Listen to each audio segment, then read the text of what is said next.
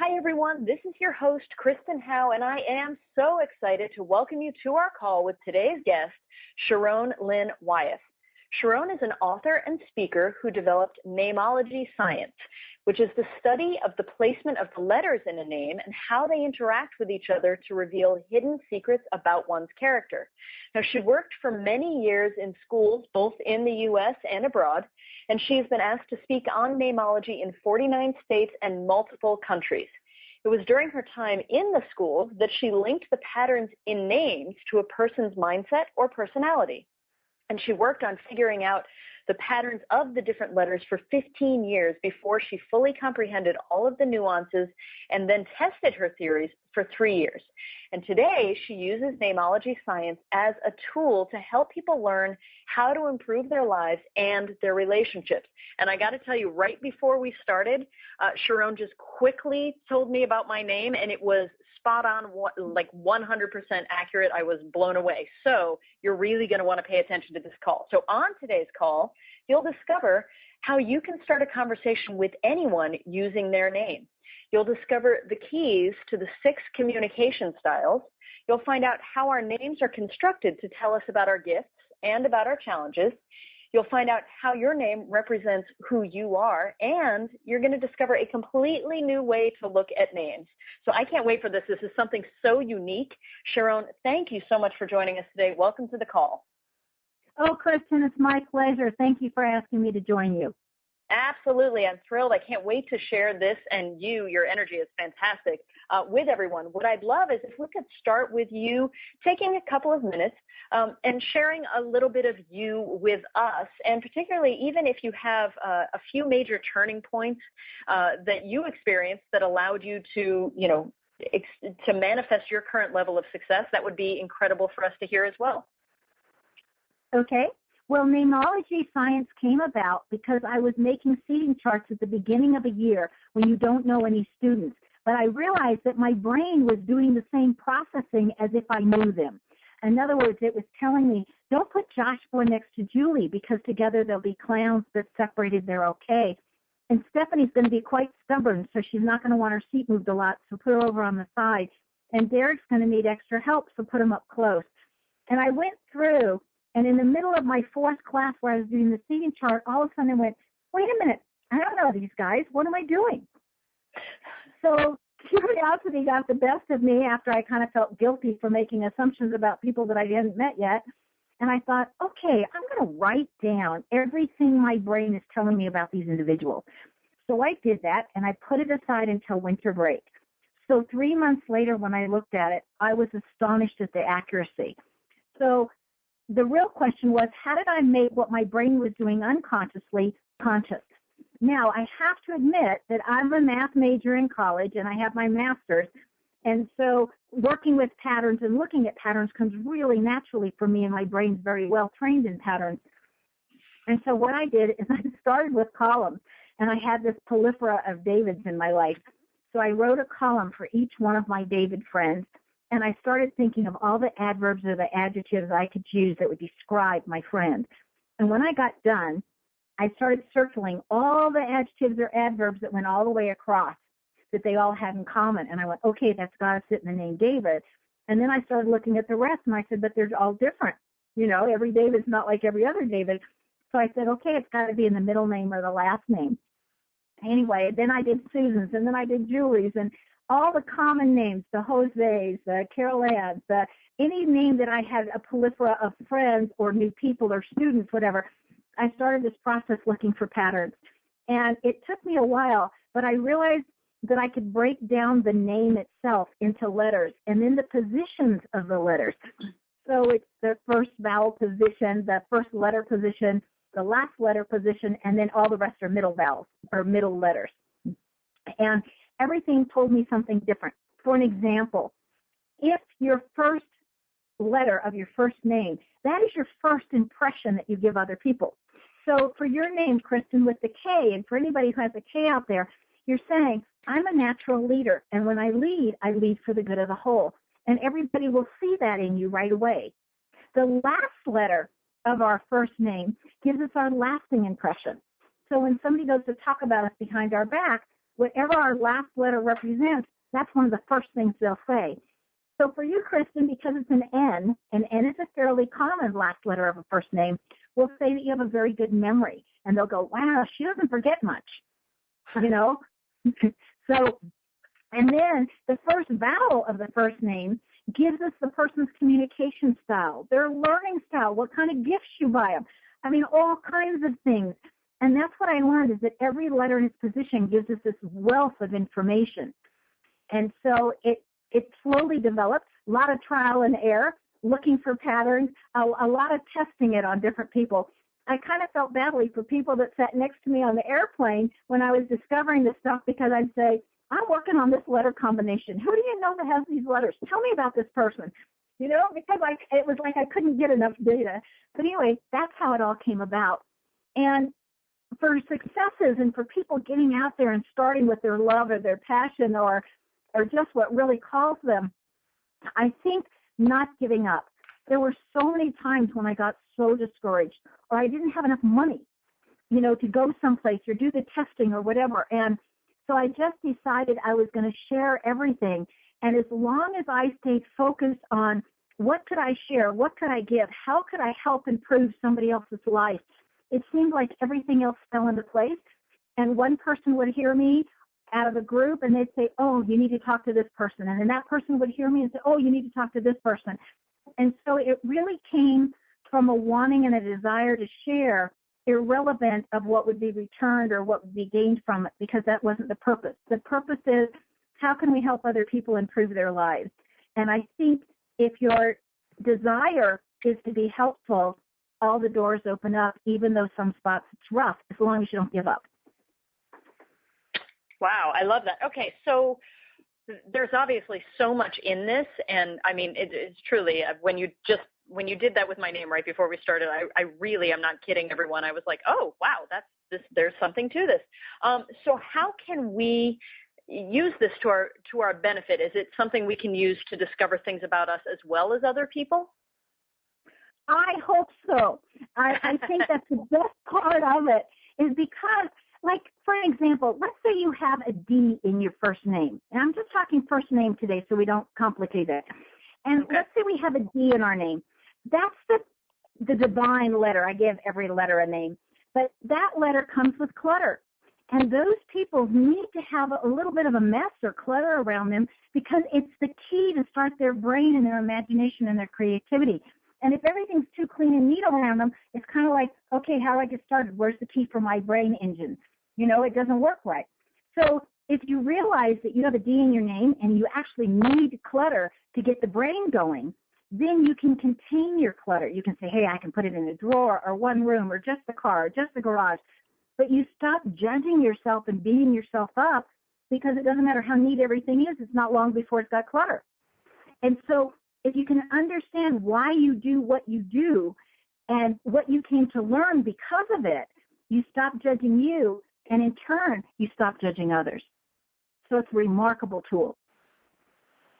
Wow, incredible. Okay, so let's get into this a little bit in terms of, you know, here's the thing, because I'm just going to play devil's advocate a bit, right? So our parents name us, right? We didn't just go, I think this is my name. So how can this work even though someone else named us? Does that make sense? Yes, and I'll give you two answers for that. If you're leaning towards religion, okay, I'll give you a religious one and a scientific one. So if you're leaning towards religion, when there were still only 7 religions on the planet, they all agreed on 10 major ideas. And, you know, this is way back before everybody kind of made up their own and the religions all divided and split. And anyway, there was 10 major ideas. And one of the ideas was that the incoming soul impresses upon the person that's going to be naming them what they want to be called. So therefore, we do name ourselves. Now, that's the religious point of view. Okay. In science, there's a science called cymatics. It's C-Y-M-A-T-I-C-S, in case any of your listeners want to know more information on that. And that is the study of sound and the impressions of sounds on our physicality on us. And in cymatics, if you hear a sound over and over again, your literal cells start reforming and able to accommodate that sound, and that sound literally changes it. It's kind of like the sound changes the molecules in the water. It's the same thing. The sound literally changes our molecules. What sound do we identify with the most and that we hear the most? It's the sweet sound of our own name. So even if you're not your name when you come in, you soon become your name because that's what you hear all the time and that's what you're identifying with. That's so true. That's so true. Okay, now talk to me about nicknames. You know, people use nicknames all the time, or they get married, and I guess we can talk about last names in a second, how that factors in. But how do nicknames and all of those things play in?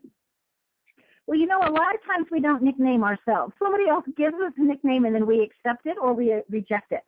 True. And so if somebody's giving us a nickname, they are saying to us, we would like to see these qualities and characteristics of you that you have, and we'd like to not see the rest of those, that we're not using those letters and those placements in your name.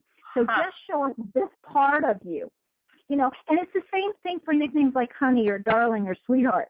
You know, they all have parts of you then that we really would like to see more of, and the other parts, well, if you don't show those around us, it's okay.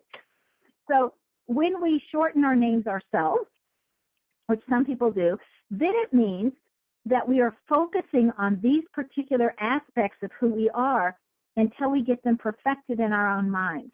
And often people who give themselves a nickname, they'll wear it for so many years, and then they'll say, you know what, I don't need that name anymore. I'm now going to use this one.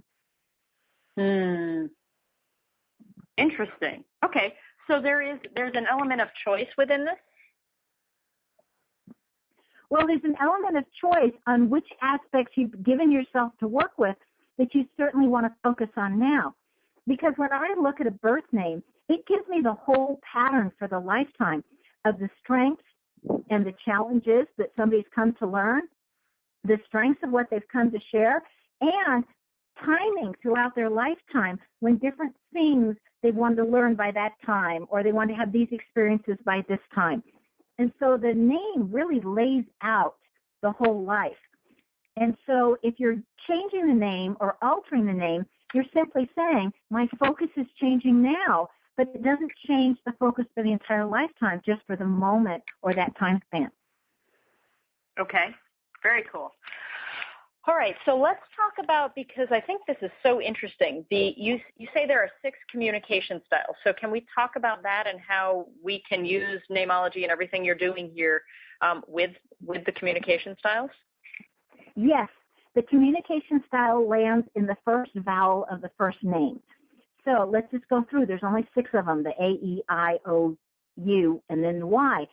So all of our listeners, we need to be thinking about people right now that have the first vowel of an A, okay? Because these are the people that like to get the work done, and then they stop and visit. So if you call them on the phone, you got to get, why did you call? Let's get the work part over with. Let's get the business done. And then we can say, hi, how are you? How you doing?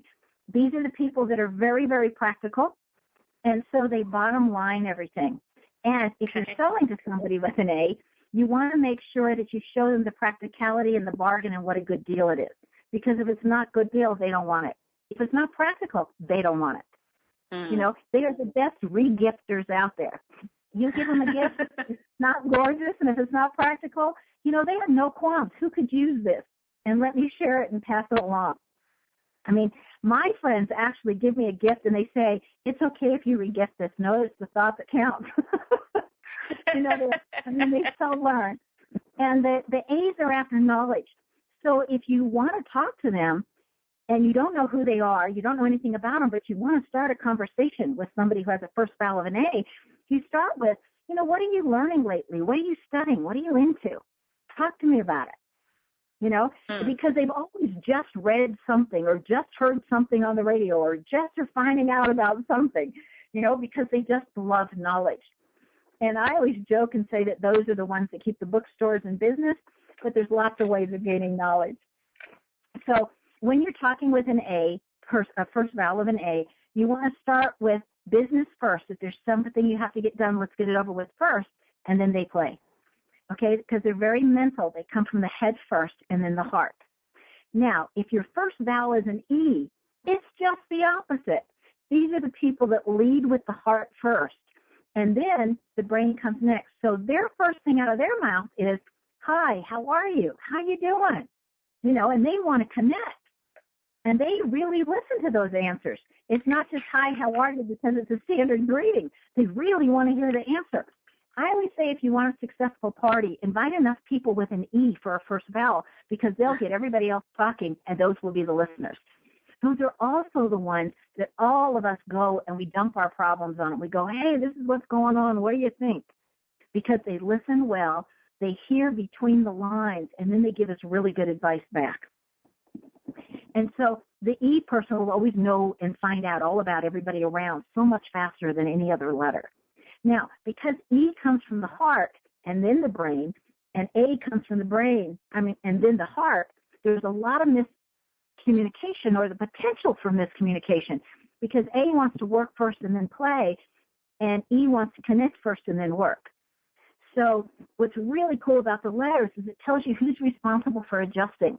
And in this case, it's the A that needs to learn to slow down, connect with the E person, see that they're okay, pay attention, and then go into business.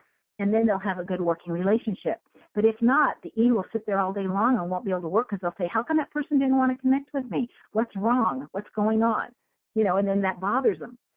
Okay, so the E person, if you're buying a gift, they love things that have touch. They're the ones that will walk into a place and straighten out the picture for the beauty. They're the ones that love massages, and they love things that have touch. When I looked at the movie Big with Tom Hanks in it, and he gets in that limousine and he starts playing with all the buttons and touching all the windows and everything else, and he needs to chill and he needs to play, I thought, there it is, there's my E. You know, that's so typical, because they're interested in the touch and the feel and all of that.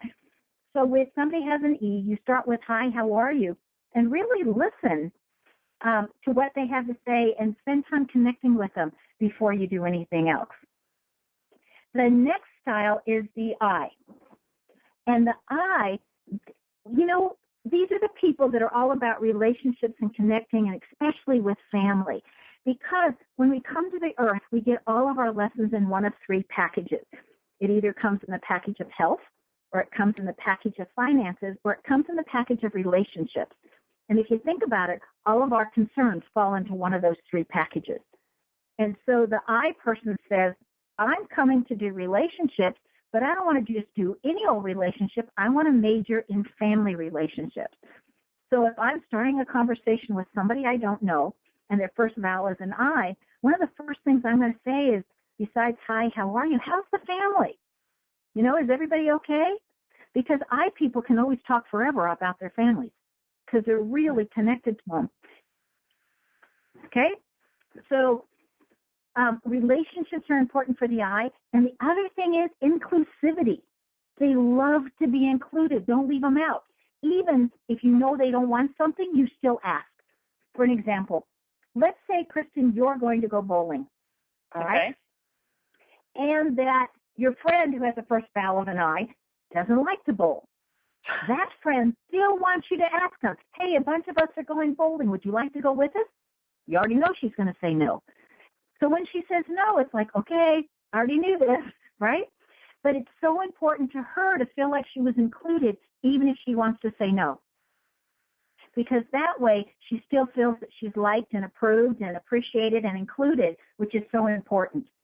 Now, the I is the easiest person to buy a gift for, because they give you a list. I want this. Buy off the list. It's real easy. Get me something off the list. Don't get creative. Don't come up with something else. I gave you the list. Just buy something off the list. Okay? And I's are usually really good about giving a variety of expenses on that list. So some things will be really cheap and other things more expensive, so you can just pick. But they're really the easiest people, because they're all about relationships and they really care. They're also natural leaders. We'll all go to them for advice.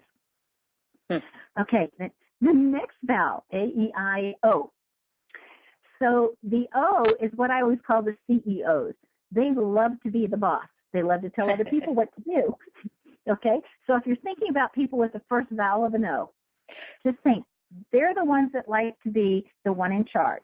And if they can't be in charge of the whole shebang, then at least they want autonomy to be in charge of their little portion, whatever it is. These are people who are really easy to buy for because you just give them money. And the more money you give them, the more they know they're loved. It's a really easy thing. You just write a check, put it in the mail, and they're happy. And what they'll do is they'll combine it with other checks that are coming in the mail, and then they'll decide how they want to splurge on something that's really big and important by putting all these different monies together. They're the only ones that won't look at that check in the mail and go, they were just too lazy to go shopping for me. Instead, they'll go, woohoo! Got more money to spend. The O's can juggle. Oh, they can juggle so many things. They've got so many balls in the air at the same time, and the rest of us look at them and go, how are you doing that? And you're not dropping a ball, and you're remembering all of that. They're just amazing. But they would rather tell people what to do than have to do it themselves, even though they can be very good at doing it themselves. Okay? The O also is a person that if you're going to sell to or you're going to meet for the first time, you let them do the talking. You let them guide the conversation. You follow along. Remember that these are people that want to be in charge. So if you're going up to somebody with an O and you don't know them at all, you just say, there's this old Jewish saying that says, who died and made you God? So what are you in charge of? Because we know that he would have made it to you and put you in charge. And you can start that way. Okay? The next vowel is a U. And with the U, these are the playful people. These are the people with the best sense of humor. And whether it's a dry sense of humor or just a vivacious one, they're the ones that are just fun to listen to. It's how they put their words together. It's how they look at things. Now, I want to say that the E's are the other letters that really have a good sense of humor, but the U is top. And if you look at our actors and actresses, you look at how many, the Judes, the Julies, the Susans, how many that are the actors, actresses, or the actors, actors, that have that first vowel of a U, because those are our best entertainers. They have a very short attention span. They want to jump from one thing to another, and they want to experience life. So if you're giving them a gift, you want to give them a new experience. Take them to a play or to a restaurant that they haven't gone to before. Take them on a trip. Give them a new experience that they haven't had before.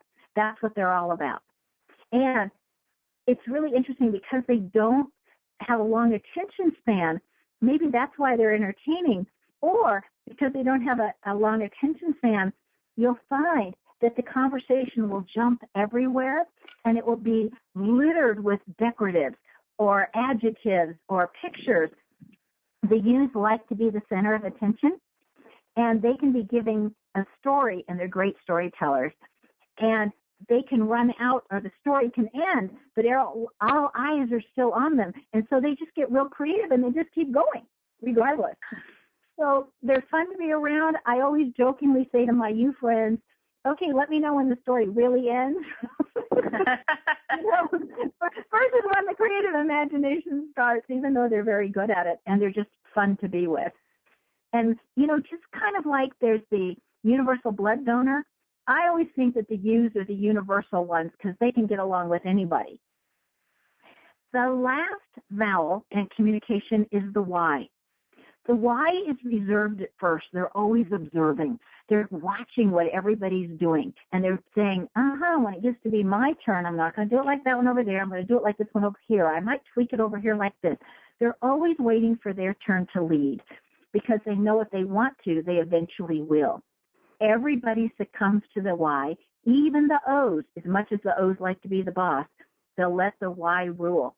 And the Y's are the most gracious hosts and hostesses. So at a party, they're always concerned that everybody else is having a good time. They're always mingling, making sure other people are mingling, introducing them to others.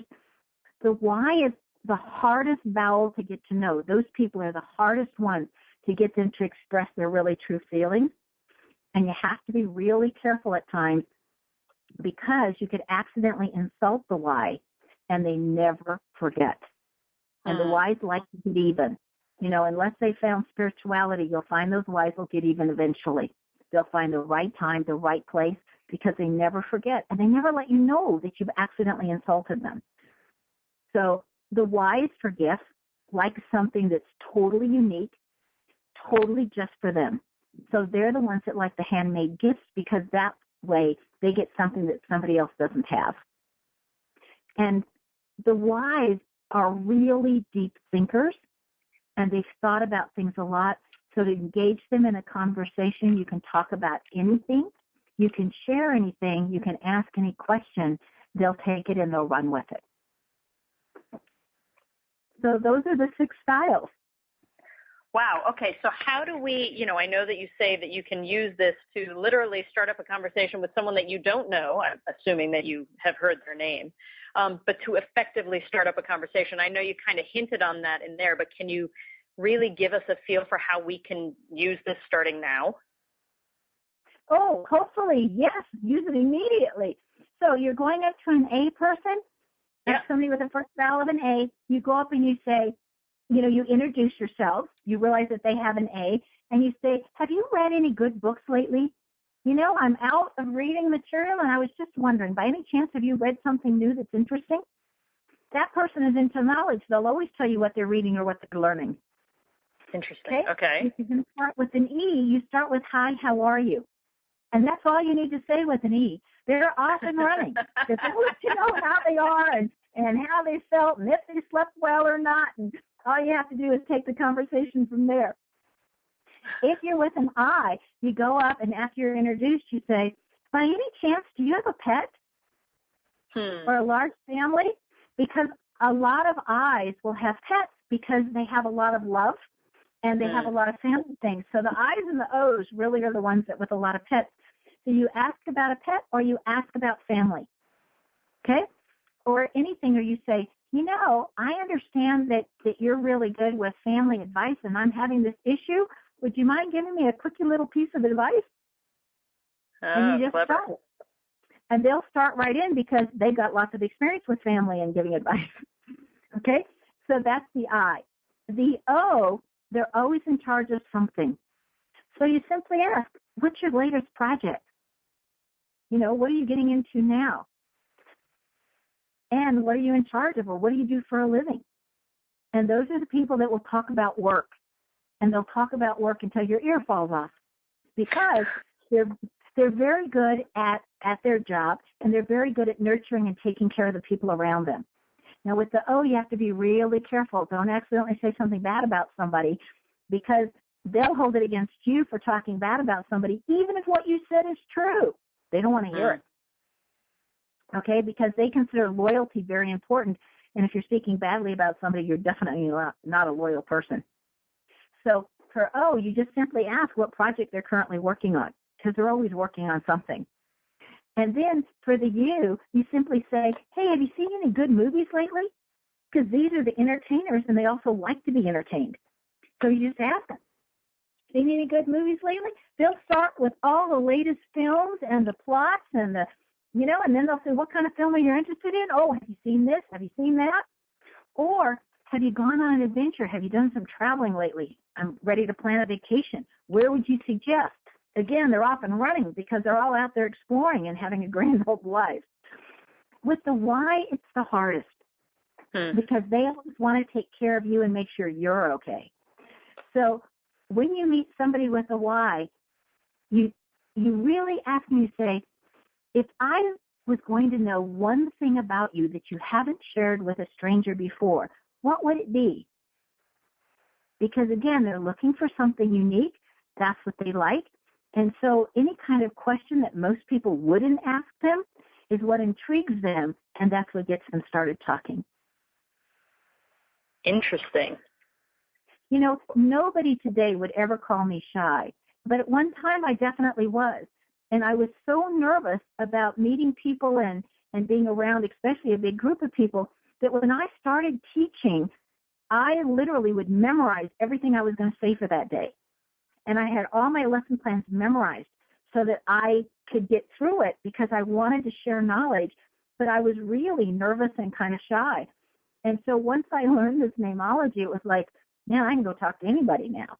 And so that's what I hope anybody can use with this. It's just one of the many tools.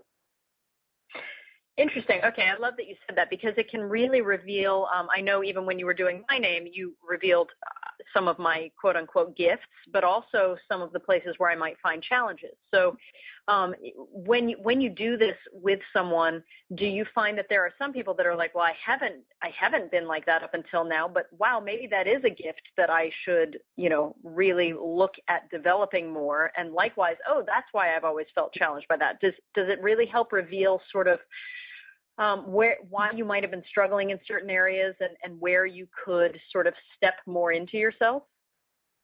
Absolutely, yes, Kristen. It's really nice because people can say, oh, that's why that came easy, or that's why everybody always asks me about that to help them. Because so often if we can do something, we assume everybody can do it. Because shoot, if I can, everybody can. Right. I mean, that's how I feel with math. If I could learn the math, I'm sure everybody can. And so even though a lot of people will say there's no way, but I think we have that tendency to what comes easy for us that we feel like it's easy for everybody. And so we get to find out these are actual gifts. And so often people will say, that's a gift? I thought everybody could do that. And so it's wonderful that way to get reaffirmed. But it's also to know that you're struggling over here because this is what you came to learn. And the coolest part is the clues are in the name on how to go about learning it or perfecting that skill or growing in that area. So it's not like you just left out swimming in the middle of the ocean with no raft. All the clues are right there in the name. And the coolest thing is when I'm giving private consultations, which we're offering our listeners today, they get so many ahas.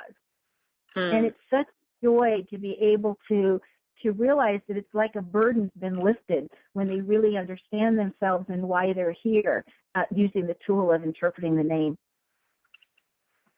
Yeah, that's amazing. Okay, so when you know all of this, are you able to I don't know, if let's say you have two different friends who they've never met before, would you be able to then go, oh, okay, chances are good this is how this is going to go down. This is how they're going to interact, or maybe I should, prepare my friend for this sort of thing. Do you know what I'm saying? Can this give us clues on how people will interact when they're introduced? Yes. So like when Harry met Sally in the movie, they would have known they were going to hit it off because they already had the first vowel the same. They already had many interests the same. They would have just had to know where to guide the conversation initially. And the answer is yes. And sometimes I'll prep a friend and I'll say, this person that I want you to meet, and I'm so excited that you're meeting, if you catch her off guard, she's got so much on her plate that she can answer your question really fast, but you may think that she's being a little rude, but she's not. She's just trying to make sure you get the answer you needed so she can get back on task because she's got a lot on her plate. And when I let people know that, like especially if I'm recommending somebody for a reading or for another job or something, and I'll just say she's trying to get back to you as quickly as possible, but she's got like 3 minutes to get you taken care of and get back off the phone again to make your appointment. And if I say, she may appear rude, but she's not. She's just trying to be as efficient as possible and wait till you really have time with her and she's just a sweetheart. So if you can prep people that otherwise would be, ooh, man, she was too quick with me, like the E's and Q's, then they don't take it personally. So the answer is yes, it's very helpful. Also, if you're at work and you've got to put a team together, you want somebody who can see the holistic part of the project, and you want people who can see the details. And you want somebody who's going to keep them on task, and you want somebody who's going to make it fun. So you combine those all together with how you pick your team. Yeah, I love that you brought that up because that was going to be my next question of, if you're putting together a team. Okay, now here's an interesting thing. Let's say you're, a parent and you have a couple of kids and you realize from listening to you, you're like, ooh, this is why they have so many conflicts. How can you use that to sort of help that situation? Well, let's say that you've named all of your children with the same first letter, okay, because some families do. When you name your children with the same first letter, you are already pitting them against each other to be competitive, okay? So then you would direct that as we're a team that's competing against this other team instead of competing against one another, all right? Or who's going to get to win in this area and who are we going to have lead in this area? So you designate by their talents where they get to lead so that you minimize some of that competition. Okay? Or you just draw their attention to it and say, wow, I really feel like y'all are really competitive with each other. Do we want to do it with each other, or do we want to do it as a team to win elsewhere? I kind of look at that like any business. In a business, within the business, there's no competition because you're a cooperative team. You all want that business to succeed.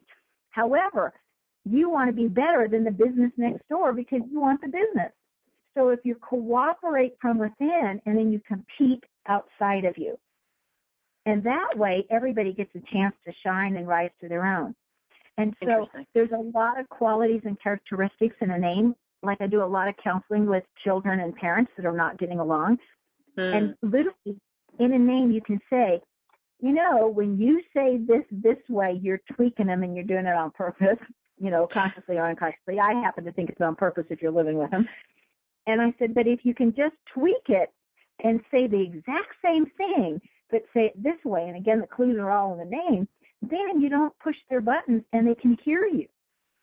And how we're all going to get along is if we can really hear each other. You know, so yes.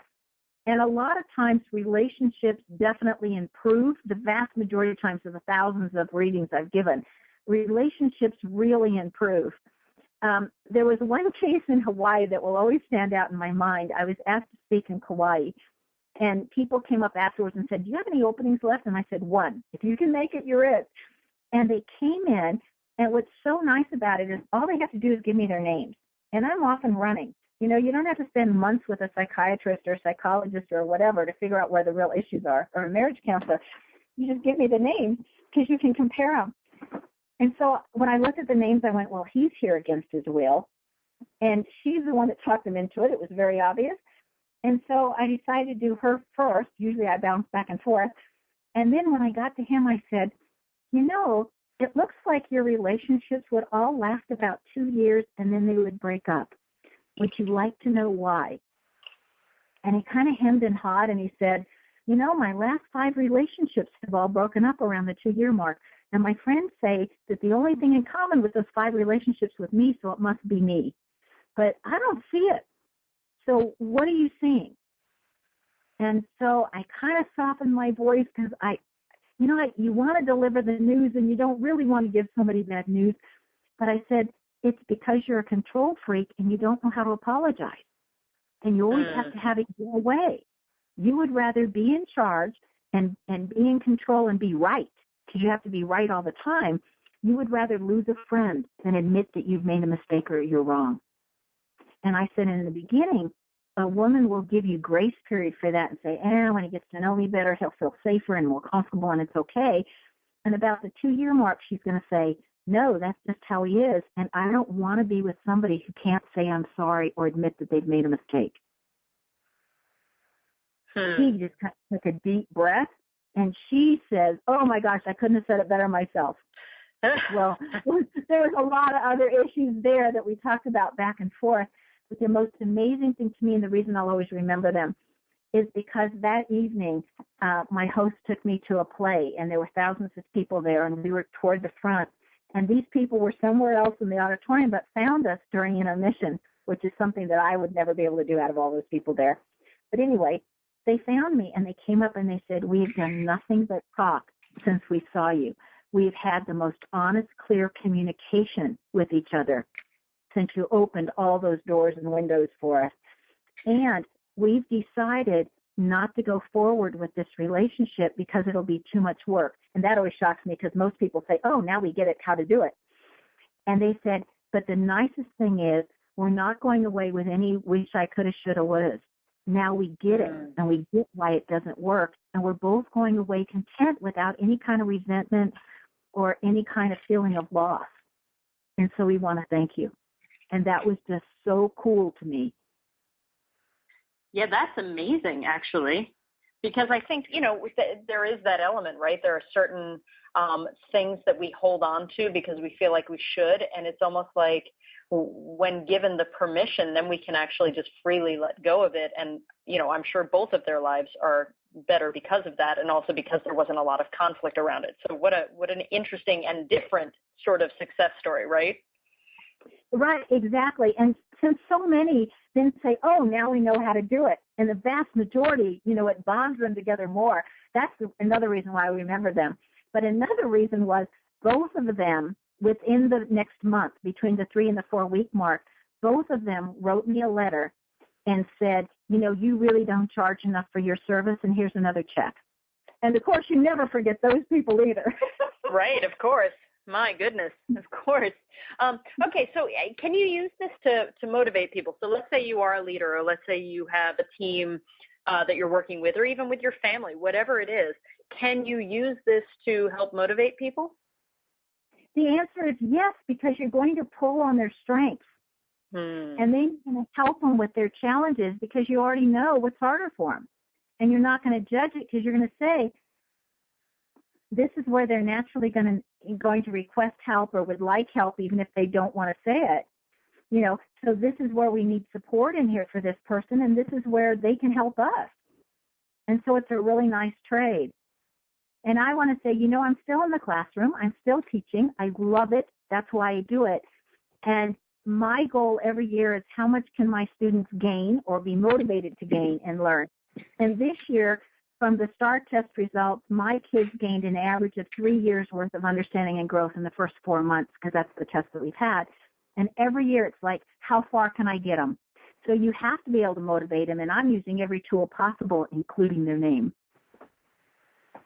Interesting. Wow, that's cool. Okay, so now do last names factor into this, or is it really simply first name? Oh, I'm so glad you asked that question, Kristen, because the first name gives us the essence of who the person is. Okay. The middle name lets us know how they act or how they behave under stress. And if you believe in reincarnation, your past 3 lives are sitting in that middle name. Then your last name is your environment. So you have both nature in the first name and nurture in the last name. Now, saying it a different way, it's like saying you have your ingredients in the kitchen and you go to cook a meal. Those ingredients are all coming from your first name.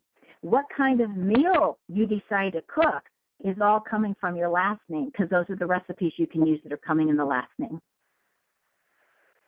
Interesting. Okay, now here's my question, and this is purely personally motivated. However, I'm sure that there are people listening that have the same exact thing that has come up. What if you don't have a middle name? If you don't have a middle name, then the first name plays both roles.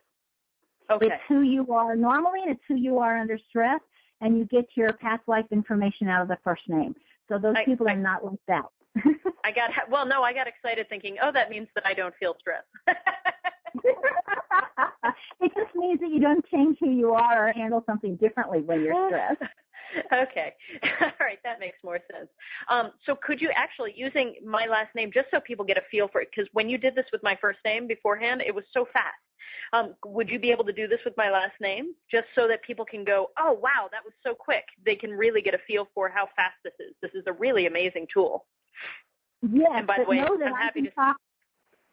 I was going to say I can talk for an hour on somebody's name with all the information I can pull out. So I just pull out some parts within that fast, but you get a real sense of somebody. So in your first name, it says that you lead for the good of the whole. You are a truth seeker. You want the truth, but you've got a rebellious spirit. Don't want to be told what to do, want to be asked. And you want to find out for yourself. You're just not going to believe something because somebody told you, because you've got that nice rebellious spirit. You're family-oriented. You like inclusivity because of that I, even though there's like 10 more things that come with that I. And then you have good with learning, anything that's presented to you, being in school, whatever, that type of learning situation would be good. You're very athletic. You would want to be at the top of your game. You have a stubborn streak, but that streak turned around. This is, like I say, like a challenge and a gift, because it's the ST. Everybody that has an ST in the name or knows somebody, the ST together says, I am persistent. I do not give up. That's if I'm using it on the positive side, on the gift side. And if I'm using the ST on the challenge side, it means I'm stubborn and I can get in my own way. Okay? So every letter has both gifts and challenges that come with them. Okay? So then it says that you can see things from other people's points of view and that you have this fabulous memory.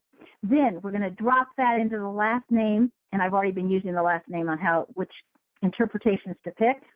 It says that spirituality or believing in something more powerful than yourself is very important to you, that you like to nurture the ones around you and you like to be nurtured by them. So you want people looking out for you, and then you in turn will look out for them. That you don't like to make the same mistake twice, or the people around you don't want you to make the same mistake twice. They're very forgiving the first time, maybe not so forgiving the second time, and they demand a lot more of your time than sometimes you're wanting to give. Wow, that is spot on, all of that. Now, you brought up something interesting in there with the stubborn thing, how and I think this would be a way that we would be able to use this, and I want you to correct me if I'm wrong. Just exactly in that, I personally think that our gifts can also be, our greatest gifts can also be our greatest challenges, depending on how we're focusing on them and how we're using them. So is this something where when you do this, someone might discover, oh, well, that's been a challenge for me, but if I focus on it in this way, now it can become one of my strengths, and vice versa? Is that exactly a way? Exactly. Yeah, okay. And hopefully, once it's all really clear, you'll know what your choices are, because they're no longer hidden. So you can consciously choose to go in a particular direction, knowing that direction is just as easy as the other way.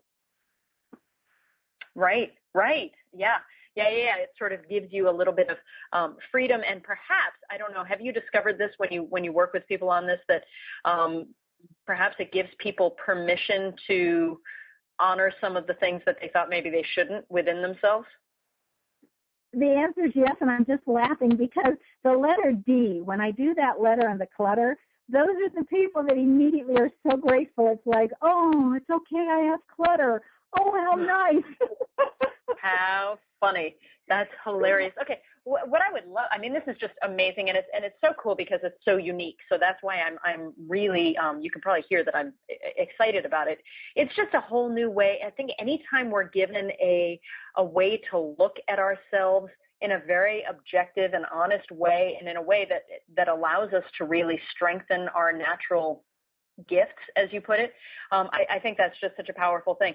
Do you have and I know you've already shared a few, and I know you have many, but do you have a few of your favorite success stories that you could share with us, just so that we get a feel of, what might be possible for us with working with what you're sharing here?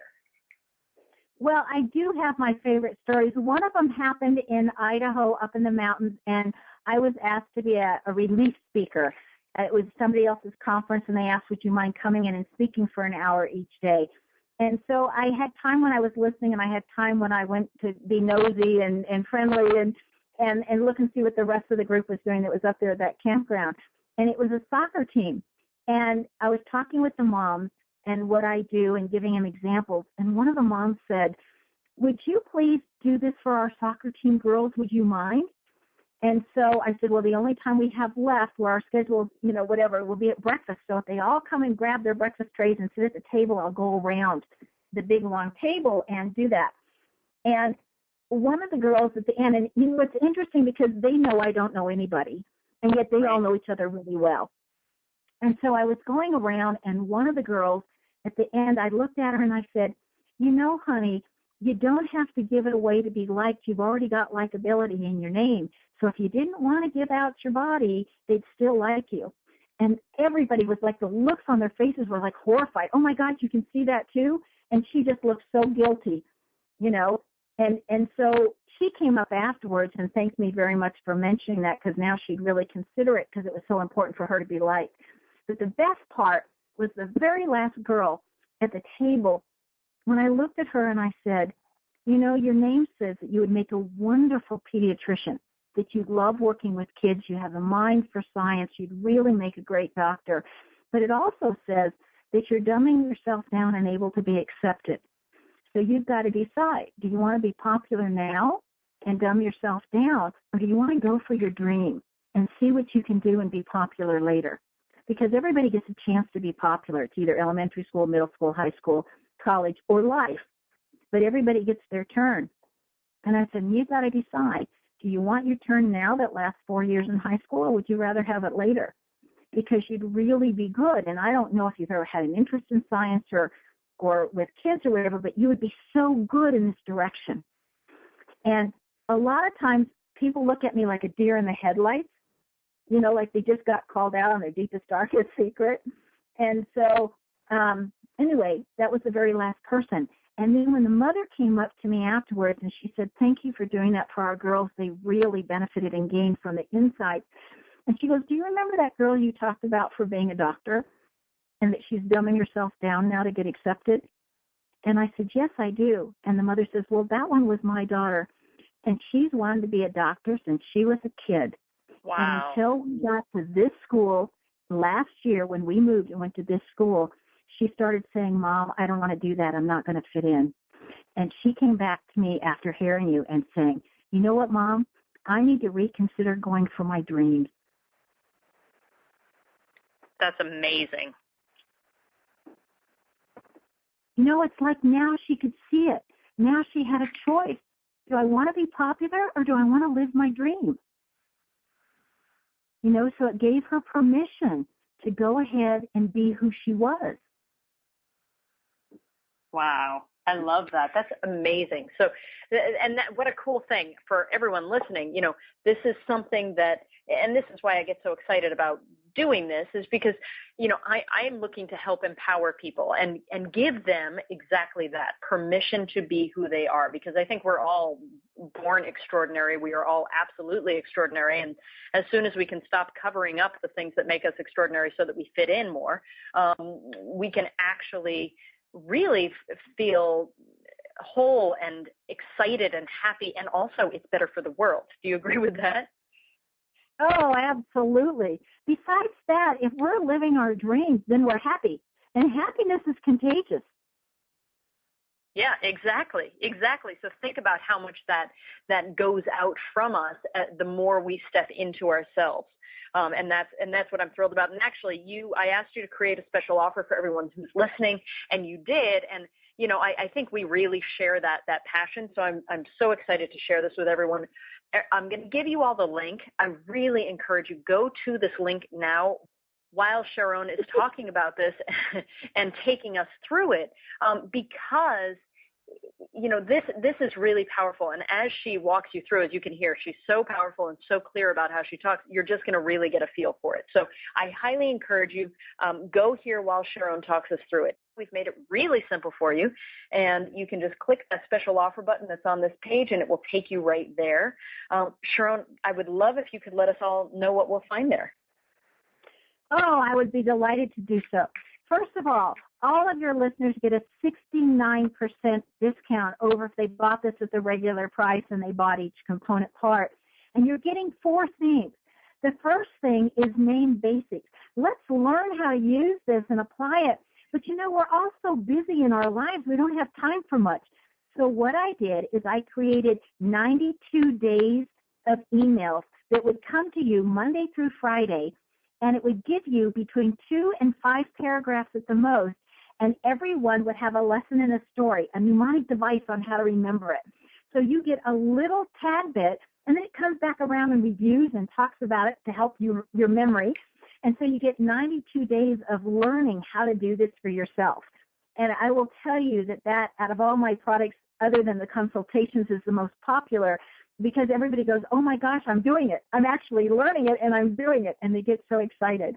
So that's 92 days of what I call the basics of this Neimology Science.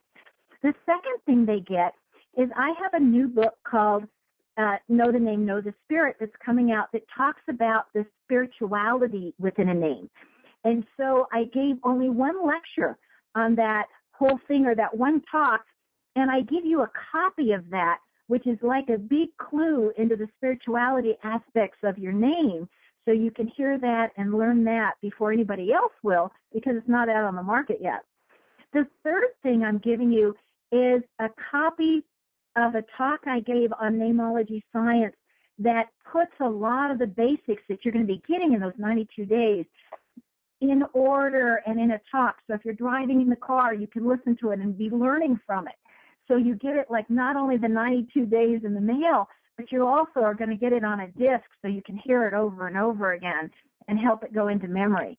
And then the fourth thing you get, which to me is my absolute favorite, is you get to spend a half an hour with me. And we do our best to get you in right away, and we do ask for patience, but we'll get you in and you get that half hour. And as you can see, I can talk quite fast, and we record it for you so you don't have to sit there taking notes. And we mail it to you via email, and if you're living in the States, we also send you a CD disc of it. So you get 92 days of emails, and you get 2 CDs, and you get a half an hour with me. Wow. And you know, what I love is that it's sort of that element of teach a man to fish, and I can't believe we get an actual session with you. I mean, that's really incredible. Well, it's my favorite part because I can show you so much more of what's available in a name, and you get to ask questions on things that are concerning you at this point in time, and we get your answers right out of your name. So you get to see how the name is used, and at the same time, you get to go right back on track with your contract and saying, this is where I can be, and these are my strengths, and this is what I can do now.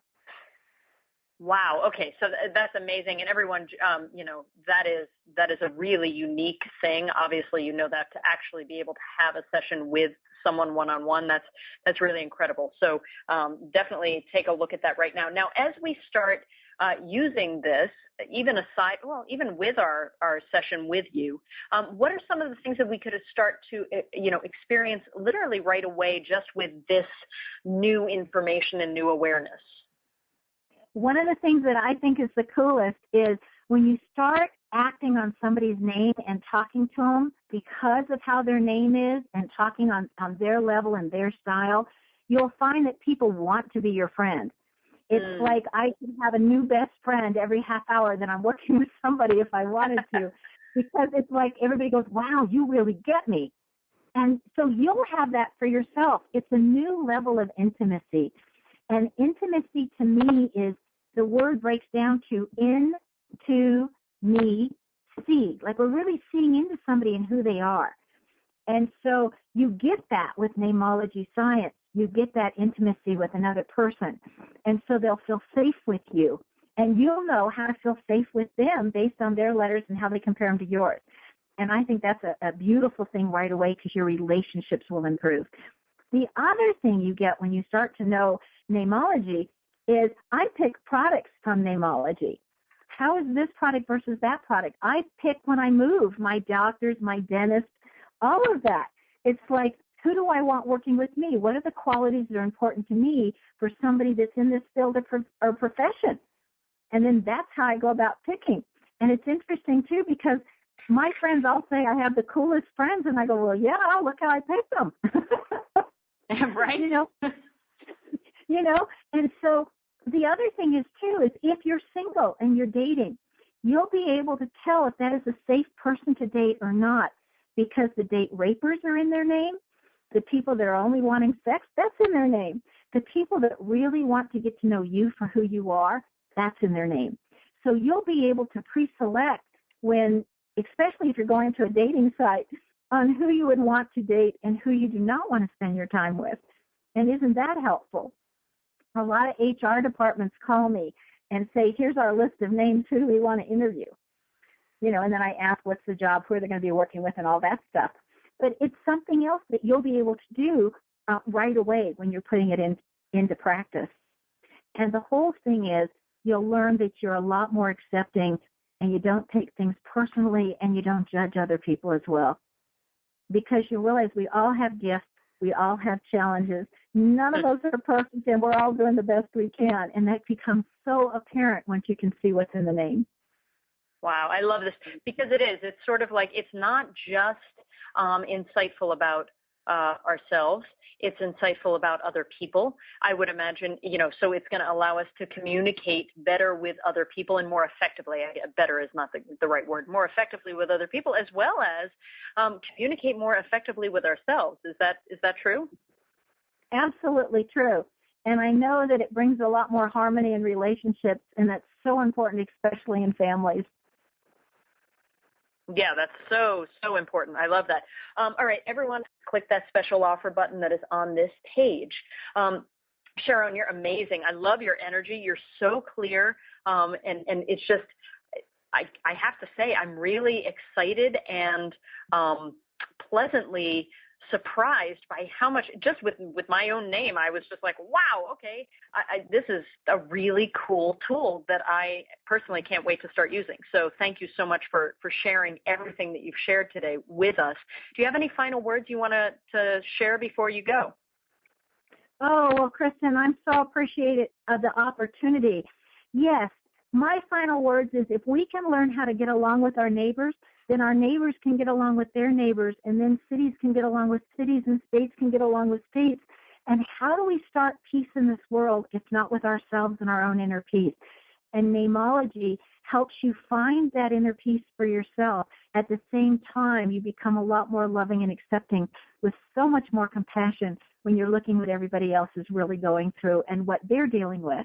And so I just hope that you give Neimology Science an opportunity, and I think you'll love it while you watch how your own heart opens and grows as you learn more.